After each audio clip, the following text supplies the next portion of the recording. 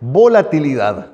Ese concepto tan asociado a los vaivenes del mercado financiero como nunca antes y sin siquiera haber elecciones de por medio, se aplica más a la política de Estados Unidos que a las fluctuaciones bursátiles que han derivado de esta.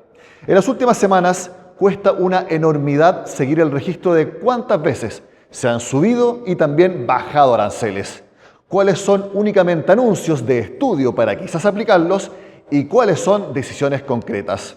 El caso del cobre es muy claro. Además, si todo empezó con Canadá, México y sobre todo China, en los últimos días también se sumó Europa. Para ser justos, si bien Estados Unidos ha dado los primeros pasos, todos los países han respondido.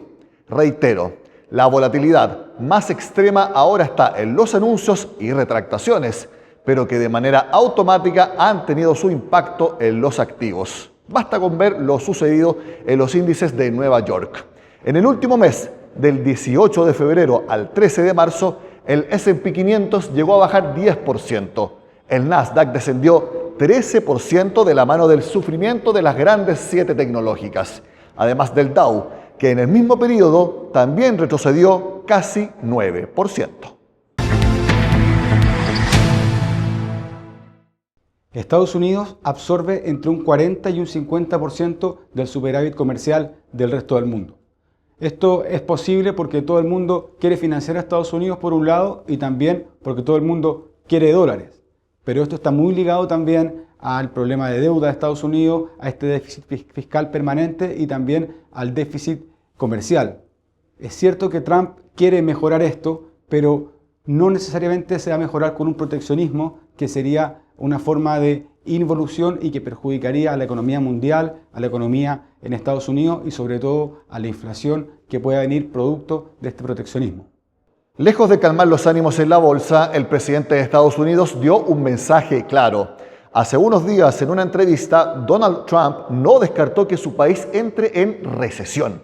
Palabra que no se escuchaba desde el año pasado, cuando aún era presidente Joe Biden y la Reserva Federal postergaba la decisión de bajar la tasa de interés en su lucha contra la inflación. Este mensaje no solo debe haber alarmado a millones de estadounidenses que aún recuerdan cómo Trump auguraba una nueva edad de oro para su país en el discurso inaugural del 20 de enero. También impactó al dólar, que ya venía muy depreciado frente a distintas monedas mundiales. Por ejemplo, en Chile, la divisa cayó de 962 pesos el 28 de febrero a 921 el lunes 17 de marzo. Ante esto, una pregunta es muy válida. ¿Son correctas las decisiones económicas que está tomando el líder republicano?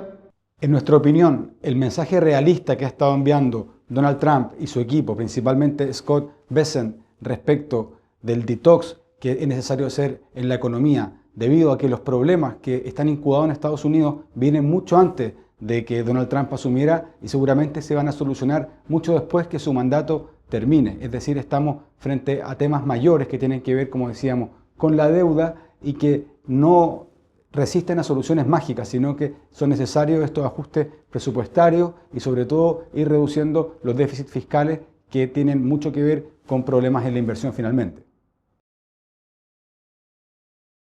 Los últimos días fueron de mayor bonanza en Wall Street. Desde jueves 13 de marzo, los principales índices han subido, a pesar que el dólar no repuntó de la misma manera.